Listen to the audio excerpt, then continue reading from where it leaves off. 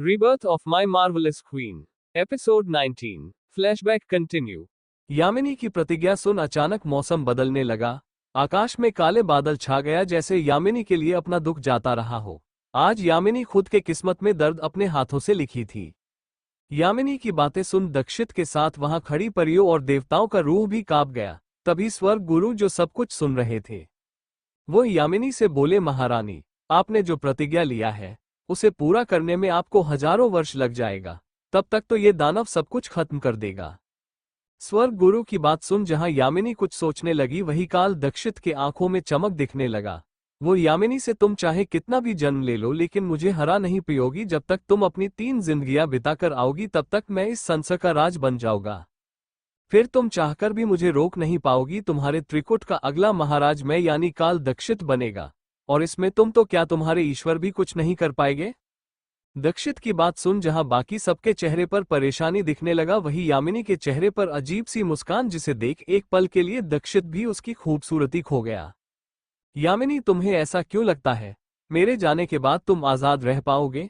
फिर उसके आंखों में देखते हुए, तेरी हस्ती मिटाने के लिए त्रिदेव की यह बेटी ही काफी है। यामिनी की बात सुन दक्षित उसको कंफ्यूजन में देखने लगा। बाकी सब भी यामिनी को देखने लगे। यामिनी अपने चेहरे पर अजीब सी मुस्कान लिए, मेरा जन्म समस्त संसार पर धर्म और शांति के स्थापना के लिए हुआ है। मेरा कर्तव्य है न्याय करना, और तुमने जो महा किया है उसकी सजा तुम्हें जरूर मिलेगा। जो मैं जाने से पहले देकर जाओगी वो सजा तुम्हें हमेशा तुम्हारी गलती याद दिलवाएगा। किसी को कुछ भी समझ नहीं आया, लेकिन दक्षित को अंदेशा हो गया, जरूर उसके साथ कुछ बुरा होने वाला है, जिसे यामिनी भी समझ गई। यामिनी, स्वर्ग गुरु से हम इस दानव को मार नहीं सकते, लेकिन कैद तो कर सकते हैं। स्वर्ग गुरु कंफ्यूज में, हाँ महारानी, हम इसे कैद कर सकते हैं, लेकिन इतने वक्त तक इसे कैद में कैसे रखेंगे? क्या आपके पास कोई उपाय है? यामिनी मुस्कुराते हुए, हाँ हमारे पास एक उपाय है। फिर यामिनी स्वर्ग गुरु से बोली, हम इस पर आध्यात्मिक आत्मखंडन विधि का उपयोग करेंगे। इस विधि का नाम सुन स्वर्ग गुरु के साथ परिया और देवता के चेहरे पर हैरानी के साथ डर दिखने लगा। वह अपनी जगह से 2 कदम पीछे डर गए। वही दक्षित को कुछ भी समझ नहीं आया, लेकिन वह इतना समझ गया, ये विधि कोई आम विधि नहीं है। स्वर्ग गुरु परेशानी भरे लहजे में, महारानी आपको पता है ना ये कैसी विधि है? ये विधि इस संसार का सबसे कठिन और दर्दनाक विधि है। इसमें आपके आध्यात्मिक शक्तियों के साथ आत्मा का खंडन होगा। आपके शरीर के एक साथ सारी हड्डियों के टूटने का 50 गुना ज्यादा दर्द होगा। आत्मा के टुकड़े और आत्मा शक्ति से भले ही आप दानव दक्षित को तब तक कैद कर सकती है जब तक आपका आत्मा दोबारा पूरी तरह जुड़ नहीं जाता, लेकिन इस विधि में आपको हर जन्म हद से ज्यादा दर्द सहना होगा, वह भी कुछ दिन के लिए नहीं, कई वर्षों के लिए। स्वर्ग गुरु की बात सुन इस बार देवता के साथ दक्षित भी कांप गया। आखिर देवता हो या दानव, आत्मा खंडन होने पर असहनीय दर्द होता ही है।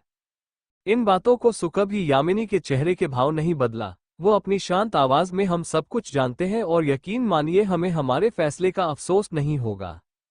तभी यामिनी के पीछे से एक आदमी की दर्द भरी आवाज आया, यामी आपने तो फैसला ले लिया, लेकिन आपके बाद हमारा और हमारे बच्चे का क्या होगा? हम दोनों कैसे आपके बाद रहेंगे? इस आवाज को सुन सब आवाज की दिशा में देखने लगे, जहां देवदत्त अपने हाथ में 1 साल के देवांश को लिए खड़े अपने दर्दभरी आंखों से यामिनी को देख रहे थे। यामिनी मुस्कुराते हुए देवदत्त के पास आकर देवांश को उनके गोद से लेकर उसे अपने गले लगा। देवदत्त के आंखों में देखते हुए बोली, देव, त्रिदेव ने हमें विश्वास के साथ तीनों लोक का जिम्मा दिया था। उनको विश्वास था हम सबकी सुरक्षा करेंगे, लेकिन हम इनमें कामयाब नहीं हो पाए। हमारे होते हुए ये दानव तीनों लोक में ना जाने कितने ही मासूम को मार चुका है, तो सोचिए हमारे जाने के बाद यह क्या होगा। देवदत्त यामिनी की आंखों देखते हुए, हम सब कुछ समझ रहे हैं राजकुमारी, लेकिन इस दिल क्या करें? हम आपके बिना कैसे जिएंगे? आपको पता है ना हमें ये दिन कितने मुश्किलों के बाद मिला है। यामिनी मुस्कुराते हुए, देव, अगर हमारी किस्मत में होगा तो हम अपने दूसरे जन्म में जरूर आपसे मिलेंगे, और हम आपसे आज एक वादा करते हैं यामिनी, हर जन्म में सिर्फ अपने देव की होंगी, लेकिन इस जन्म में आपको हमारी जिम्मेदारी निभाना होगा। फिर आखिरी बार देवांश को अपने गले लगा। हम चाहते हैं जब तक देवांश त्रिकुट के राजा नहीं बन जाते आप उनकी और त्रिकुट की जिम्मेदारी ले, साथ ही देवांश को एक अच्छा राजा बनाए। देवदत्त अपने आंखों में नमी लेकिन ओठों पर मुस्कान लिए, हम आपसे वादा करते हैं महारानी, जब तक देवांश त्रिकुट के राजा नहीं बन जाते तब तक हम त्रिकुट को संभालेंगे, लेकिन आज एक और वादा हम आपसे करते हैं, हम आपका साथ नहीं छोड़ेंगे। आज हम आपको बचा नहीं पाए, लेकिन दूसरे जन्म में हम आपको जरूर बचाएंगे। आपका देव आपको जरूर मिलेंगे। देवदत्त की बात सुन यामिनी के चेहरे पर मुस्कान आ गया। वह देवदत्त और बाकी सब से मिलकर स्वर्ग गुरु को विधि शुरू करने का बोल दक्षित को पकड़ पाताल लोक की ओर बढ़ गई। कुछ वक्त बाद यामिनी दक्षित को पाताल लोक के सबसे निचले तल पर ले आई, जहां सिर्फ ज्वालामुखी था, जिसे देख दक्षित भी डर गया। पाताल लोक के निचले तल में ज्वालामुखी की नदियां है। यहाँ के ताप से भले ही कोई दानव मरेगा नहीं, लेकिन उसके शरीर के साथ आत्मा भी इस ज्वालामुखी में जलेगा। उसको बेतहाशा दर्द होगा। दक्षित अपनी हकलती आवाज में, तुम मुझे यहाँ क्यों लेकर आए हो? क्या करने वाली हो तुम? मुझे छोड़ो, नहीं तो अच्छा नहीं होगा। यामिनी उसके डरते हुए चेहरे पर देखते हुए, वही जो तुम सबसे साथ करते हो। तुम्हें दर्द और डर का एहसास करवाना चाहती हूँ। जब तक मैं वापस इस जगह पर नहीं आ जाती तब तक तुम यही कैद रहोगे। तुम कुछ भी कर लो, तुम्हारी आवाज कोई नहीं सुन पाएगा। यामिनी की बात सुन दक्षित डर से कांपने लगा, लेकिन इससे यामिनी को कोई फर्क नहीं पड़ा। वो उस ज्वालामुखी के बीच एक बड़े से पत्थर पर उसको पवित्र तिलस्मी जंजीर से बंधा दी, जिसे वह चाहकर भी जोड़ नहीं सकता। दक्षित चीखता चिल्लाता रह गया, लेकिन यामिनी उसकी कोई बात नहीं सुनी।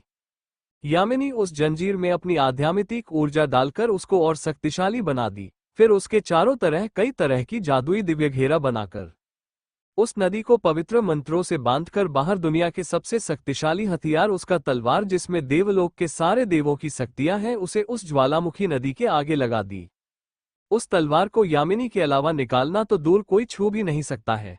फिर यामिनी वहीं बैठकर आत्मखंडन विधि करने लगी। जैसे जैसे यामिनी मंत्र बोलने लगी, उसके शरीर में तेज दर्द होने लगा।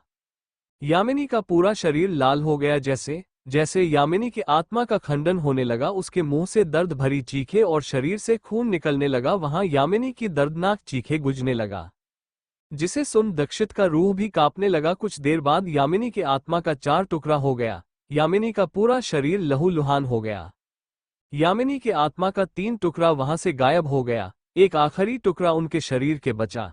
यामिनी मुस्कुराते हुए, जब तक मेरी आत्मा एक नहीं हो जाता तुम चाहकर भी यहां से नहीं निकल सकते। उसके बाद यामिनी अपने हाथ जोड़ त्रिदेव का नाम लेकर पाताल लोक के पवित्र अग्नि में कूद गई। वही दक्षित बस चिल्ता रह गया। यामिनी के जाने के बाद पाताल लोक, धरती लोक और परी लोक से दक्षिती के डर का साया खत्म हो गया। देवदत्त अपने किए वादे ले मुताबिक तीनों लोक का ध्यान रखने लगे। देवांश के बड़े होने के बाद उनको राजगद्दी देकर देवदत्त त्रिकुट से चले गए। देवांश भी उनको नहीं रोक पाया। Flashback and Pratap mention. Yamini की पूरी कहानी सुन वहां बैठे हर इंसान के आंखों में आंसू आ गया। दीक्षा, रीवा और रूहानी बचपन से पहली त्रिकुट महारानी यामिनी की वीरता की कहानियां सुनकर बड़ी हुई थी। परीलोक और फरिश्ते लोक में हई उस युद्ध के बारे में जानती थी, लेकिन पूरा सच नहीं। आज उनको यामिनी का पूरा सच जान इस संशय के लिए बलिदान का पता चला। परी माँ की बात सुन उन तीनों का रूह भी कांप गया। पूरे हाल में शांति छा गया। कबीर अपने आंखों में नमी लिए, मैं हमेशा से सोचता था ये परियां और भगवान जी की जिंदगी कितनी आसान होती होंगी, क्योंकि उनके अंदर सुपरनैचुरल पावर है। कितना मजा आता होगा अपने पावर का यूज कर, जस्ट लाइक अ वेंजर। लेकिन आज पता चला उनसे अच्छा हमारी जिंदगी है। हम सिर्फ खुद के लिए जीते हैं और वो हमारे लिए। परी माँ मुस्कुराते हुए, जिसके पास जितनी ज्यादा शक्तियां उसके पास उतनी बड़ी जिम्मेदारी होता है। त्रिदेव ने महारानी यामिनी को तीनों लोक की सुरक्षा का भार दिया, क्योंकि यह कार्य सिर्फ वही कर सकती थी, और आज उनका विश्वास जीत गया। परी माँ की बात सुन सब अपना सिर हाँ में हिला दिए, क्योंकि उनका कहना सही था। वही इस कहानी को सुन प्रतीक्ष की आंखें खून की तरह लाल हो गया। ये कहना मुश्किल है, आंसू रोकने के कारण या फिर गुस्से में, क्योंकि उसके आंखों में इस वक्त एक गहरा अनकहा दर्द दिखने लगा था, जिसे छुपा उनके लिए मुश्किल था। वो मुश्किल से अपने भावना को संभालने लगा। किसी का प्रतीक्ष पर ध्यान नहीं गया, लेकिन गुरु माँ के आंखों में प्रतीक्ष को देख हल्की नमी आ गया। परी माँ अपने मन में, हम आपके दर्द को समझ रहे हैं। जितना इंतजार महारानी ने इस दिन का किया है उतना ही आपने भी। अब हम बस ईश्वर की यही प्रार्थना करते हैं, इस बार आपको आपके हिस्से की खुशियां मिल जाए। रूहानी परी माँ से परी माँ। उसके बाद महारानी यामिनी के साथ क्या हुआ, जितना हमें पता है परीलोक में सब कहते हैं राजकुमारी देवांशी महारानी यामिनी का दूसरा जन्म है। क्या ये सच है? रूहानी की बात सुन सब रूहानी को देखने लगे। फिर जवाब के लिए परी माँ को रूहानी के सवाल सुन। परी माँ मुस्कुराते हुए, पाताल लोक के पवित्र अग्नि में कई वर्षों तक जलने के बाद महारानी यामिनी का दूसरा जन्म त्रिकुट की राजकुमारी देवांशी के रूप में हुआ। त्रिकुट में वापस हुआ। महारानी यामिनी के जाने के बाद परीलोक और त्रिकुट की खुशियां जा चुका था, लेकिन राजकुमारी देवांशी के जन्म के बाद सब कुछ बदल गया। सभी जगह खुशियां छा गया, लेकिन ये खुशियां भी ज्यादा वक्त तक नहीं रहा। कुछ वर्षों बाद राजकुमारी देवांशी को जब उनका अतीत याद आ गया, तो तीनों लोक के कल्याण के लिए उन्होंने अपने दूसरे जीवन का अंत स्वर्लोक के तिलस्मी अग्नि में खुद ही आहुति देकर कर दी। ये सुन तो सबके का दिल बैठ सा गया। दुनिया में सबसे दर्दनाक आग में जलकर मरना है, और वह तो कितने वर्षों तक आग में जली होंगी, तब जाकर उनको पुनः जन्म हुआ होगा। परी मां उनकी आत्मा पाताल और स्वर्ग की अग्नि में शुद्ध हो चुका था। अब बारी धरती लोक का था। तीसरा जन्म उनका धरती पर राजकुमारी रुद्राक्षी के रूप में हुआ। फिर विक्रमजी, आर्यन, प्रतीक्ष और अभिषेक को देख उनके तीसरे जन्म के रूप को तो आप लोग जानते होंगे। परी मां की यह बात सुन सबकी आंखें बड़ी हो गया, क्योंकि सबको राजकुमारी रुद्राक्षी की कहानी पता था। वो कहानी बताने वाले खुद चंद्रकांत जी थे। विक्रम जी अपने इमोशनल को कंट्रोल कर परी मां को देखते हुए, हम राजकुमारी रुद्राक्षी को जानते हैं, लेकिन इन सबका का मेरी प्रिंसेस से क्या रिश्ता है? परी मां मुस्कुराते हुए, आपकी प्रिंसेस कीर्ति रजावत और कोई नहीं, महारानी यामिनी का आखिर रूप उनका आखिरी जन्म है। इस बार उनका जन्म समस्त संसार पर छाए दक्षित नाम के खतरे का अंत करने के लिए हुआ है। अब ये सुन की तो वहां बैठा हर इंसान की आंखें हैरानी में बड़ा हो गया। उनका रूह कांपने लगा। सबके लिए इस बात पर यकीन करना मुश्किल था। उनके आंखों के सामने कीर्ति का मासूम हंसता मुस्कुराता चेहरा दिखने लगा। वही रूहानी, दीक्षा और रीवा के चेहरे पर बड़ी सी मुस्कान आ गया। उनको कहीं ना कहीं इस बात का अंदाजा पहले से था, लेकिन आज यकीन हो गया। प्रतीक्ष के आंखों में सुकून उतर आया। उनको ये तो पता था कीर्ति राजकुमारी रुद्राक्षी है, लेकिन वही यामिनी है, इस बात का पता उसको आज चला। राधिका जी को अपनी बेटी के दर्द को सोच अपने सीने में दर्द होने लगा। राधिका जी अपनी घबराहट भरी आवाज में, ऐसा कैसे हो सकता है? मेरी बेटी तो एक आम इंसान है। वो कैसे? अगर वो त्रिकुट की महारानी है, इसका मतलब उसकी जान को खतरा। इतना सोचते ही उनका दिल अड़ा से भरने लगा। कुछ वैसा ही हालत विक्रम और बाकी परिवार का हुआ। परी मां राधिका जी से, आप ऐसे कमजोर नहीं पड़ सकती, क्योंकि आप कोई आम इंसान नहीं है। ये सुन राधिका जी परी मां को देखने लगी, जैसे पूछ रही हो, आपके कहने का मतलब क्या है? जिसे समझ परी मां मुस्कुराते हुए बोली, जिसके कोख से त्रिदेव के अंश महारानी यामिनी का जन्म हुआ है, वो कोई आम इंसान कैसे हो सकती है? आपकी बेटी का जन्म इस संसार के सबसे बड़े खतरे को मिटाने के लिए हुआ है, और उसकी शुरुआत हो चुका है। आप लोग जानते हैं कल उनका पाताल लोक जाना क्यों जरूरी था? राधिका जी हल्की आवाज में, क्यों? परी मां, क्योंकि कल का चंद्र ग्रहण बहुत खास था। चंद्र ग्रहण के समय शैतानी शक्तियां प्रबल होती है, उसी तरह उस ग्रहण के कुछ वक्त पहले दैविक शक्तियां प्रबल होती है। महारानी यामिनी के आत्मा का खंडन जहां हुआ था, वही उसका मिलन होगा, और अब तक उनका मिलन हो चुका होगा। आज हजारों वर्ष का इंतजार खत्म हुआ। त्रिकुट की महारानी यामिनी का पूर्ण रूप से पुनः जन्म हो चुका है। आज का दिन परिलोक, त्रिकुट और देवलोक के लिए खुशियों से भरा है। परी मां की बात किसी को समझ आता उससे पहले वहां तेज सतरंगी रोशनी उत्पन्न हुआ। उस रोशनी को देख परी मां, दीक्षा, रीवा और रूहानी के चेहरे पर मुस्कान और आंखों में चमक आ गया। तीनों उस रोशनी को देख उनके आगे घुटने के बल बैठ अपना सिर झुका लिए। वही इस रोशनी के प्रभाव के कारण वहां बैठे बाकी लोगों के लिए आंखों खोलना मुश्किल होने लगा, लेकिन परी मां को घुटने के बल बैठा देख बाकी सब भी अपनी जगह से खड़े हो गए, लेकिन उनकी आंखें तेज रोशनी के कारण बंद था। कुछ देर बाद उस रोशनी का प्रभाव कम हुआ, तो सबने धीरे धीरे अपनी आंखें खोली। आंखें खोलते ही उन सबके सामने दुनिया का सबसे अद्भुत नजारा देखने को मिला। उस नजरों को देख उनके आंखों में हैरानी के साथ अविश्वास के भाव दिखने लगा। इस वक्त उनके सामने कीर्ति अपने महारानी यामिनी वाले अवतार में खड़ी थी। यामिनी का असली रूप देख सबकी आंखें उन पर जम सा गया। इस वक्त कीर्ति उनके सामने सफेद नीले रंग कपड़ा, सिर पर महारानी का ताज, हाथ में तलवार लिए त्रिकुट की महारानी के रूप में खड़ी थी। कीर्ति के चेहरे पर एक तिलस्मी तेज के साथ उसके शरीर से गोल्डन रंग की रोशनी निकल रहा था, जिसके कारण वह स्वर्ग से आई देवी का रूप लग रही थी। उसके शरीर से निकलता दिव्य आभा वहां के वातावरण को शुद्ध करने लगा, जिसे महसूस कर वहां खड़े हर इंसान का मन शांत हो गया। परी मां, दीक्षा, रीवा और रूहानी को अपने सामने झुका देख कीर्ति उनको अपने हाथ से उठने का इशारा की, जिसे समझ तीनों अपनी अपनी जगह से उठ गए।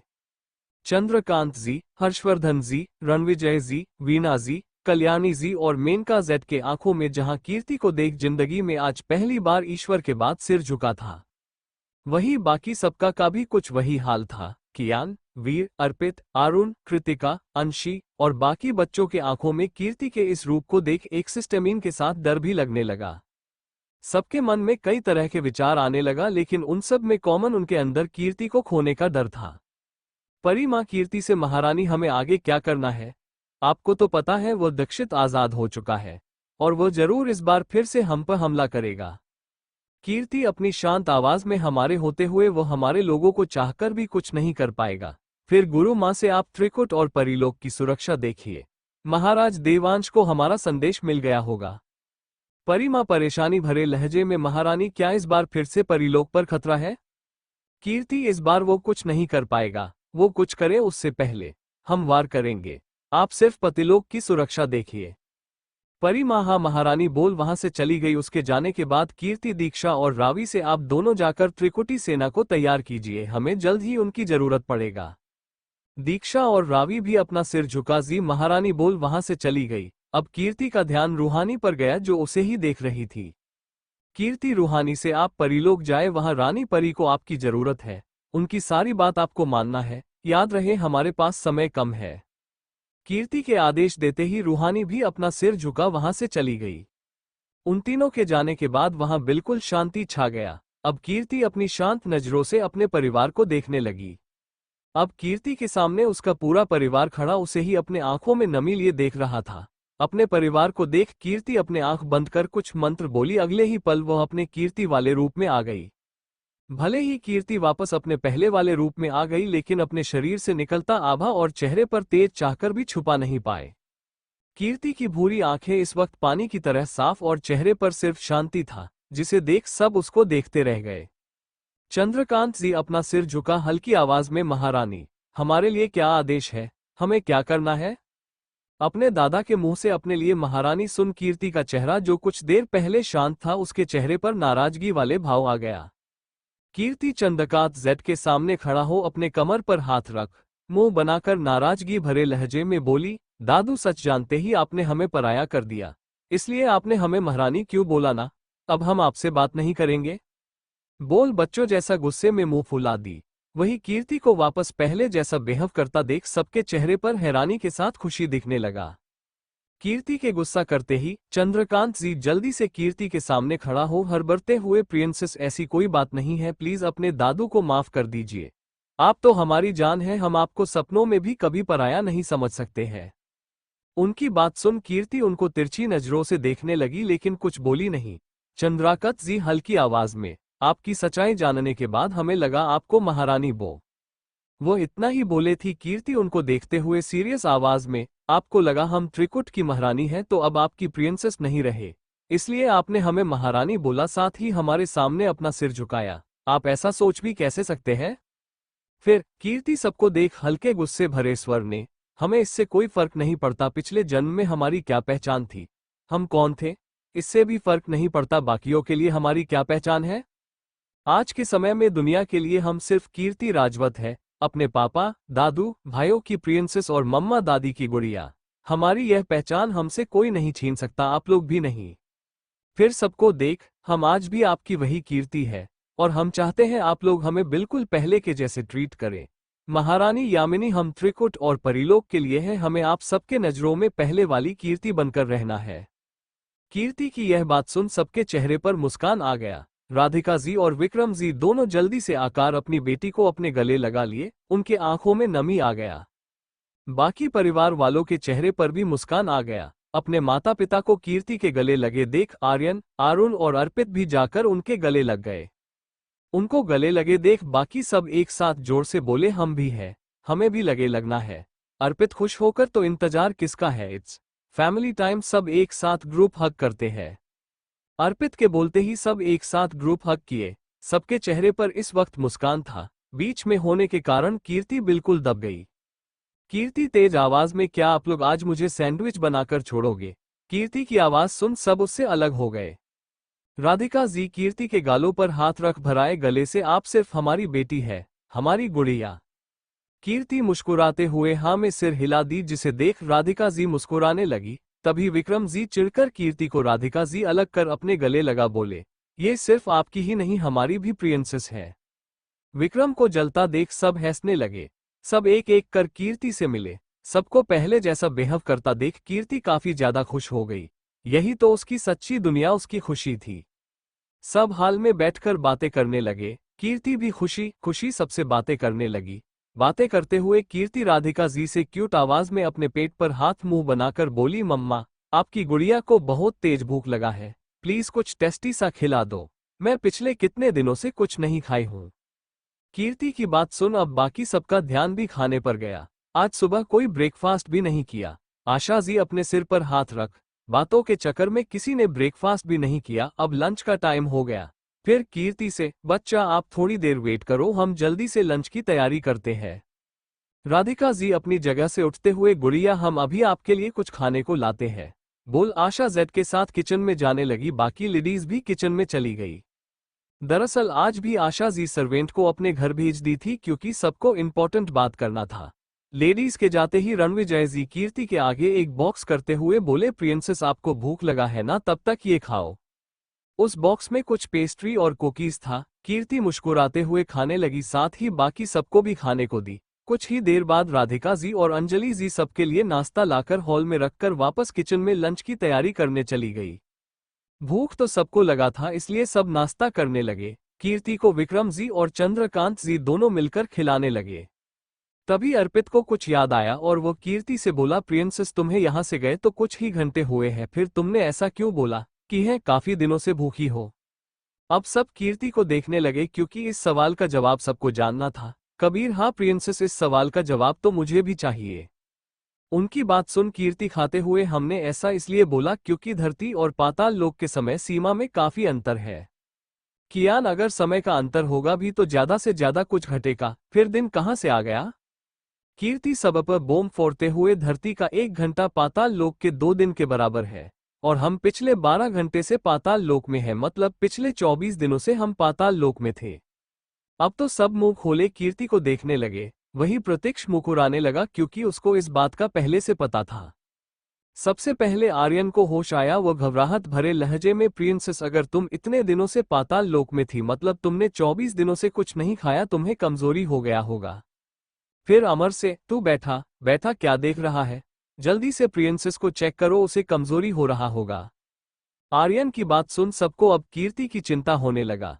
कीर्ति आर्यन को शांत करवाते हुए, भाई मैं बिल्कुल ठीक है, मुझे कोई कमजोरी नहीं है, हम बिना खाए अपने आध्यात्मिक ऊर्जा पर जिंदा रह सकते हैं। अब तो सबका चेहरा देखने लायक था। सब कीर्ति को किसी एलियन के जैसे देखने लगे। वही कीर्ति हंसने लगी, वीर एक्साइटेड होकर, वैसे प्रिंसेस हमें पाताल लोक के बारे में और भी बातें बताओ ना। उसकी बात सब कीर्ति को देखने लगे। कीर्ति अभी आगे कुछ बोलती उससे पहले अर्चना जी सबको लंच के लिए बुलाने चली आई। उनकी बात सुन अब डाइनिंग रूम में आ गए। कीर्ति के बैठते ही उसके एक तरफ रणविजय जी, वही दूसरे तरफ आर्यन जल्दी से आकर बैठ गया। वही चंद्रकांत जी और विक्रम जी दोनों को घूरते रह गए। ऐसे ही सब हंसी खुशी अपना लंच कंप्लीट किए। लंच कंप्लीट करने बाद सब अपने रूम में रेस्ट करने चले गए, क्योंकि कल रात किसी को अच्छे से नींद नहीं आया था। सिंघानिया, अग्निहोत्री, रावत और शेखावत फैमिली भी राठौर मैंशन में रुक गया, क्योंकि सबको एक साथ टाइम स्पेंड करना था। अभिषेक जी, अभिनव जी और प्रतीक्ष अंशी को लेकर प्रताप मैंशन के लिए निकल गए, क्योंकि अब अंशी पर से खतरा टल चुका था और वो अपने फैमिली से मिलना चाहती थी। प्रताप मैंशन इस वक्त प्रताप मैंशन के हॉल में आकाश जी बैठे किसी के बेसब्री से आने का इंतजार कर रहे थे। तभी अपने रूम से रुद्र और राज नीचे आए। उन दोनों को आकाश जी ही नीचे बुलाए थे। रुद्र आकाश के सामने वाले सोफे पर बैठ उनको देखते हुए, आपको मुझसे क्या बात करनी है, जल्दी बताएं, मेरे पास टाइम नहीं है। आकाश, रुद्र से तुम जानना चाहते थे ना मैंने तुम्हें सालों तक अपने से दूर क्यों रखा। जब तुम्हें मेरी सबसे ज्यादा जरूरत था तो मैंने ऐसा क्यों किया। आकाश का सवाल सुन रुद्र के आंखों में एक दर्द दिखने लगा। वो हमेशा से इस सवाल का जवाब जानना चाहता था। रुद्र जल्द ही अपने शॉकिंग एक्सप्रेशन कंट्रोल कर अपनी रूड आवाज में, हाँ मैं सब कुछ जानना चाहता है। इस वक्त मेरी मॉम और मेरी बहन के साथ क्या हुआ था, मुझे कुछ याद क्यों नहीं। आप तो मुझसे कितना प्यार करते थे, तो ऐसा क्या हुआ जब मुझे सबसे ज्यादा आपकी जरूरत थी तब आपने मुझे अकेला छोड़ दिया। इस वक्त रुद्र के चेहरे पर दर्द और गुस्से के भाव थे जिसे आकाश बहुत अच्छे से समझ रहे थे। आकाश, कुछ ही देर में तुम्हें तुम्हारे सारे सवालों के जवाब मिल जाएगा, फिर उसके बाद तुम डिसाइड करना तुम्हें क्या करना है। रुद्र को आकाश की कोई भी बात समझ नहीं आया। मेंशन के बाहर अभिषेक जी की कार आकर रुका और उससे अभिषेक जी, अभिनव और प्रतीक्ष के साथ अंशी कार से बाहर निकली। बाहर खड़ा आकाश का असिस्टेंट चारों को अंदर हॉल में लेकर आया। अपने सामने अभिषेक, अभिनव और प्रतीक्ष को देख जहां आकाश के चेहरे पर मुस्कान आ गया वहीं रुद्र और राज के चेहरे पर कंफ्यूज दिखने लगा। राज, रुद्र से यह राठौर फैमिली यहाँ क्यों आई है और अंकल इतने क्यों खुश है? रुद्र चिढ़कर, मुझे क्या पता क्यों आए हैं, तू ही जाकर पूछ। रुद्र का जवाब सुन राज का मुंह बन गया। प्रताप मेंशन अभिषेक, अभिनव और कार्तिक को देख आकाश समझ गए उनकी बेटी उनकी अंशी उनके पास वापस आ गई। आकाश जेड के आंखों में हल्की नमी और चेहरे पर बेचैनी दिखने लगा। आज के दिन के लिए वह ना जाने कब से इंतजार कर रहे थे। आकाश के बेचैनी को समझ अभिषेक और अभिनव मुस्कुराते हुए साइड हो गए। उनके साइड होते ही उनके पीछे खड़ी अंशी आकाश जेड के सामने दिखने लगी। सालों बाद अंशी को देख आकाश जेड के आंखों से आंसू निकलने लगा। उनके लिए खुद के इमोशन को कंट्रोल करना मुश्किल था। वहीं अपने सामने खड़ी अंशी को देख राज और रुद्र शौक में अपनी जगह खड़े रह गए। उनको अपने आंखों पर यकीन ही नहीं हो रहा था। अंशी बिल्कुल अपनी मां के जैसी लगती थी, बस उनकी आंखें आकाश के जैसी थी। रुद्र को अपनी मां याद थी, वही राज भी कई बार मरिया की फोटो देखा था, इसलिए अपने सामने बिल्कुल मरिया जैसी दिखने वाले लड़की को देख दोनों हैरान हो गए। अंशी ध्यान से आकाश को देखने लगी, वही आकाश भी अंशी को देखने लगे। उनको डर लग रहा था कहीं उनकी बेटी उनको पहचानी नहीं तो वह क्या करेंगे। उनके दिमाग में बहुत कुछ चलने लगा। आकाश को कुछ देर देखने के बाद अंशी को उनके साथ बिताए बचपन की खूबसूरत यादें याद आ गया, जिसे याद कर उसके आंखों से भी आंसू निकलने लगा। आकाश जी अंशी को देख ही रहे थे, अचानक अंशी भागकर उनके गले लग रोने लगी। वही अचानक अंशी के ऐसे गले लगने पर एक पल के लिए आकाश को यकीन नहीं हुआ, लेकिन अगले ही पल अंशी के रोने की आवाज सुन उनको होश आया। आकाश जी भी अपनी बेटी को कस के गले लगा, उसके सिर को सहलाते हुए शांत कराने लगे। उनके आंखों से भी आंसू निकलने लगा। आकाश और अंशी को इस तरह गले मिल रोता देख रुद्र के आंखों में भी नमी आ गया। वो समझ गया हो ना हो यह उसकी छोटी बहन अंशी है। अपने मन का सारा दर्द निकाल अंशी आकाश से अलग हो उनको अपनी मासूम नजरों से देखने लगी। आकाश अंशी के आंसू साफ कर उनके सिर पर किस कर उसके मासूम चेहरे को देखने लगे। आकाश अंशी से अपनी रुधी आवाज में, सॉरी प्रिंसेस, आपके डैड उस वक्त आपको नहीं बचा पाए। हमारे सामने वो लोग आपको लेकर चले गए और हम कुछ नहीं कर पाए। हमारे कारण आपको इतना दर्द सहने पड़ा। प्लीज बच्चा, अपने डैड को माफ कर दो। अंशी ना में सिर हिलाते हुए, डैड उसमें आपकी कोई गलती नहीं थी, प्लीज आप सॉरी मत बोलो। आपने पूरी कोशिश की थी और उसका रिजल्ट आज आपके सामने है। आज आपके कारण कि मैं यहाँ सही सलामत खड़ी हूँ। अपनी बेटी की ऐसी बातें सुन आकाश जेड के चेहरे पर मुस्कान आ गया। तभी आकाश जी का ध्यान रुद्र पर गया। आकाश मुस्कुराते हुए अंशी को रुद्र के सामने लाकर, प्रिंसेस यह आपके रुद्र भाई है। अपने भाई को इतने सालों बाद देख अंशी उसके गले लग गई। वही रुद्र भी अपनी बहन को कस के बाहों में भर लिया। हमेशा स्ट्रॉन्ग रहने वाले रुद्र के आंखों से भी आंसू निकलने लगा। रुद्र रोते हुए, प्रिंसेस अपने भाई को अकेला छोड़ कहाँ चली गई थी? तुम्हारे बिना मैं बिल्कुल अकेला पड़ गया था। प्लीज बच्चा, आज के बाद मुझसे दूर नहीं जाना। हमेशा स्ट्रॉन्ग रहने वाले रुद्र की ऐसी हालत देख सबके आंखों से आंसू निकलने लगा। रुद्र के लिए राज बहुत खुश था। वो बचपन से रुद्र को अपनी फैमिली के लिए तड़पता देखा था। कुछ देर बाद सब हॉल के सोफे पर बैठे थे। आकाश जी रुद्र और राज को सारा सच बता चुके थे। सच जानकर रुद्र के अंदर से आकाश के लिए सारा गुस्सा निकल गया। इस वक्त अंशी आकाश और रुद्र के बीच में बैठी थी। उसके चेहरे पर एक प्यारी सी मुस्कान था। आज राज भी बहुत खुश था, आखिर उसको अंशी के रूप में बहन जो मिल गई। अभिषेक, आकाश से, मुझे लगता है तुम लोगों को हमारे साथ राठौर मेंशन चलना चाहिए। वहां सब तुमसे और रुद्र से मिलना चाहते हैं। अभिषेक की बात सुन आकाश, सॉरी लेकिन मैं इस वक्त तुम्हारे साथ कहीं नहीं जा सकता। मुझे सालों बाद मेरे दोनों बच्चे मिले हैं। मैं इनके साथ समय बिताना चाहता हूं और मुझे अंशी को उसके बाकी परिवार से भी मिलना है। इसलिए हम कल ही अपने फैमिली के पास अपने आइलैंड पर जाने वाले हैं। बाबा सा को जब से अंशी के मिलने का पता चला है वो हम लोग का इंतजार कर रहे हैं। अभिषेक आकाश बात समझ गए, इसलिए वह मुस्कुराते हुए बोले, तुम लोग जाओ, लेकिन वहां से आने के बाद तुम तीनों सबसे पहले राठौर मैंशन आओगे। आकाश मुस्कुराते हुए, जरूर। फिर कुछ देर सबसे बातें कर अभिषेक और कार्तिक राठौर मैंशन के लिए निकल गए। काल लोक में आज हर्ष उल्लास का माहौल था, और हो भी क्यों ना।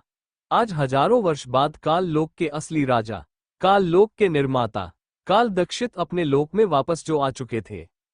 दक्षित के आते ही काल लोक की शक्तियां दुगनी हो गई, क्योंकि दक्षित काली शक्तियों का स्रोत था, वो काली शक्तियों का मालिक था। दक्षित के आते ही काल लोक के काली शक्तियों के धारक की शक्तियां दुगनी हो गया। भले ही दक्षित इतने सालों तक कैद में रहा, लेकिन उस कैद में होने के बाद भी साधना और तपस्या करके वो अपनी शक्तियां बढ़ा रहा था। दक्षित अपने राजमहल के सिंहासन पर बैठा बीते वर्षों में बीती के बारे में सुन रहा था। सालों बाद अपने पिता को आजाद देख भैरव और काल माया काफी खुश थी, हो भी क्यों ना। आज उनका इंतजार जो सफल हुआ। दैत्य गुरु काल भैरव से महामहिम त्रिकुट राजकुमारी के बनाए सुरक्षा चक्र के कारण हम पाताल लोक और परी लोक दोनों पर भी आक्रमण नहीं कर सकते। काल भैरव महामहिम दैत्य गुरु सही बोल रहे हैं, हमने कई बार कोशिश लेकिन हम सफल नहीं हो पाए। अब हमें क्या करना चाहिए? दैत्य गुरु और काल भैरव की बात सुन दक्षित हंसने लगा। उसकी भयानक हंसी महल में गूंजने लगा, जिसे सुन वहां बैठे सारे लोग डर गए। कुछ पल बाद दक्षित अपनी खतरनाक आवाज में, तुम लोग को किसने बोला? मुझे परीलोक या पाताल लोक चाहिए। मैं तो ना कभी पाताल लोक चाहता था ना ही परीलोक। अगर मुझे यही सब चाहता तो मैं वो पहले ही पा लेता। किसी को दक्षित की बात समझ नहीं आया। काल माया कंफ्यूजन में, महामहिम हम लोग को आपके कहने का मतलब समझ नहीं आया। काल दक्षित, मैं हमेशा से अपना स्वतंत्र लोक चाहता था, जो आज मेरे पास है। इसके अलावा मुझे दुनिया का सबसे शक्तिशाली दानव बनकर दुनिया पर राज करना था। दक्षित सबको देख अपनी खतरनाक आवाज में, अगर हम पाताल लोक या परीलोक पर हमला करेंगे तो वहां हमें हमारे जैसे लोग मिलेंगे। वो लोग भी सोच रहे होंगे हम उन पर हमला करेंगे। लेकिन इस बार हम पाताल लोक या परीलोक नहीं कहीं और हमला करेंगे, जिसे देख देवता भी कांप उठेंगे। किसी को भी दक्षित की बातें समझ नहीं आया। दक्षित, इस बार हम धरती लोक पर हमला करेंगे। परिया हो या देवता, उनकी सबसे बड़ी कमजोरी मनुष्य है, तो हम उनके कमजोरी पर वार करेंगे। दक्षित का प्लान सुन सबके चेहरे पर शैतानी मुस्कान आ गया। दक्षित सबको अपना प्लान बताने लगा। वो सब कैसे और कहां हमला करने वाले हैं? सारी बातें सुन सब मुस्कुराते हुए दक्षित के बोले अनुसार काम करने वाले गए। वही त्रिसला जो सभा में तो नहीं, लेकिन उनकी सारी बातें सुन रही थी। वो दक्षित का प्लान सुन अड़ा से कांपने लगी। वो जल्दी से अपने रूम की ओर भागी। दक्षित खुद से, यामिनी इस बार तुम्हें मेरा होना होगा। पहले मैं सिर्फ शक्तिशाली बनना चाहता था, मुझे तुम्हारे लोक या धरती लोक से कोई मतलब नहीं था, लेकिन अब मुझे पूरे संसद के साथ तुम भी चाहिए। बोल हंसने लगा। क्या प्लान है दक्षित का? राठौर मैंशन। शाम का वक्त कीर्ति अपने रूम के बालकनी में खड़ी सामने ढलते सूरज को देखते हुए किसी गहरे सोच में गुम थी। उसके चेहरे पर काफी गंभीर भाव था। उसके दिमाग में काफी कुछ चल रहा था। कीर्ति अपने सोच में गुम थी, तभी अचानक उसको अपने कमर पर किसी के ठंडे हाथ महसूस हुआ। कीर्ति इस टच को बहुत अच्छे से जानती थी। ये टच उसके अंशु का था। प्रतीक्ष के छूते ही कीर्ति के दिल में सुकून उतर आया। कीर्ति अपना सिर प्रतीक्ष से सीने से लगा ली। वही प्रतीक्ष भी उसको अपने बाहों में भर लिया। प्रतीक्ष कीर्ति को अपने बाहों में भर हल्की मगर प्यार भरे अंदाज में बोला, हमारे यामी के चेहरे पर यह गंभीर भाव अच्छे नहीं लगते। हमें तो उनके चेहरे की प्यारी सी मुस्कान और आंखों में वही चमक अच्छा लगता है। प्रतीक्ष के मुंह से खुद के लिए यामी सुन कीर्ति पीछे पलट उसे देखने लगी। प्रतीक्ष भी उसको देखने लगा। कीर्ति अपने आंखों में हल्की नमी लिए प्रतीक्ष के आंखों में देखने लगी, जैसे पूछ रही हो, क्या तुम्हें सब याद आ गया? जिसे समझ प्रतीक्ष मुस्कुराते हुए कीर्ति के लिप को हल्के टच कर उसके सिर से अपने सिर को जोड़ बोला, हाँ, हमें हमारा पिछला जन्म याद आ गया। हमें हमारा खुद से और आपसे किया वादा याद आ गया। फिर कीर्ति के चेहरे को अपने हाथ में भर यामी बोला था ना, आपका देव आपका पीछा इतनी आसानी से नहीं छोड़ेगा। देखिए आपके पीछे पीछे हम यहां तक आ गया। प्रतीक्ष की बात सुन कीर्ति मुस्कुराते हुए उसके गले लग गई। आज वर्षों बाद दोनों का इंतजार खत्म हुआ। दोनों के दिल में आज एक सुकून था। कुछ देर बाद दोनों बालकनी के झूले पर बैठे सामने ढलते सूरज को देखने लगे। प्रतीक्ष, राजकुमारी, अब तो सब कुछ ठीक है, फिर आपके चेहरे पर ये परेशानी के भाव क्यों है? क्या बात है? प्रतीक्ष की बात सुन कीर्ति सामने की ओर देखते हुए दक्षित की काली शक्तियां पहले से कहीं ज्यादा बढ़ चुका है और काल लोक जाने के बाद वो कई ज्यादा शक्तिशाली हो जाएगा, क्योंकि वो काली शक्तियों का देवता है। प्रतीक्ष तो इसमें परेशानी वाली क्या बात है? अगर वो काली शक्तियों का देवता है तो आप भी अपार शक्तियों की रानी है, आपके आगे उसकी शक्तियां कुछ नहीं है। और सबसे बड़ी बात, आप पहले से ज्यादा शक्तिशाली हो गई है। वो पिछली बार परीलोक पर हमला कर पाया क्योंकि परीलोक में दानवों के लिए किसी तरह का कोई रोक नहीं था, इसलिए वो हमारे विश्वास का फायदा उठा अंदर आकर हमारे लोगों को मार पाया। लेकिन अब वो ऐसा नहीं कर पाएगा क्योंकि दानवों के लिए परीलोक की दरवाजे बंद है और सबसे बड़ी बात, वहां आपका बनाया सुरक्षा चक्र है, उसके होते हुए दक्षित वहां कभी नहीं जा पाएगा। और रही बात पाताल लोक की, तो वहां भी आपका बनाया सुरक्षा चक्र है। प्रतीक्ष की पूरी बात सुन कीर्ति गहरी सांस लेकर, हमें परीलोक या पाताल लोक की चिंता नहीं बल्कि हमें धरती लोक की चिंता है। धरती लोक पर किसी तरह का कोई सुरक्षा चक्र नहीं है। हमें यकीन है वो इस बार जरूर धरती लोक पर आक्रमण करेगा क्योंकि धरती लोक पर रहने वाले मनुष्य के पास किसी तरह की कोई शक्तियां नहीं है। वो धरती लोक को आसानी से अपने अधीन कर सकता है और अगर धरती पर एक बार काली शक्तियां आ गया तो पिछली बार से कहीं ज्यादा मासूमों की जान जाएगा, जो हम नहीं चाहते। कीर्ति की बात सुन अब तो प्रतीक्ष के चेहरे पर भी हल्के परेशानी के भाव आ गया। वह भी अच्छे से जानता है वो लोग चाहकर भी पूरे धरती लोक पर सुरक्षा चक्र नहीं बना सकते, क्योंकि यहाँ हर तरह के जीव रहते हैं, अच्छा और बुरा दोनों। प्रतीक्ष, कीर्ति से अब आप क्या करने वाली हो? अगर दक्षित का प्लान धरती लोक पर हमला करना होगा तो हम उन्हें कैसे रोकेंगे? कीर्ति, हमारे पास प्लान है, लेकिन इसमें हमें आप सबकी की मदद चाहिए। प्रतीक्ष, हम हमेशा आपके साथ हैं। कीर्ति, हम सबके साथ इस बारे में बात करेंगे। कीर्ति की बात सुन प्रतीक्ष उसके साथ कुछ देर बाद रूम से निकल गया। नीचे हॉल में सब लोग चाय नाश्ता के साथ हंसते मुस्कुराते हुए बातें कर रहे थे। चंद्रकांत, हर्षवर्धन और रणविजय जी एक तरफ बैठे अपने पुराने दिनों को याद कर रहे थे।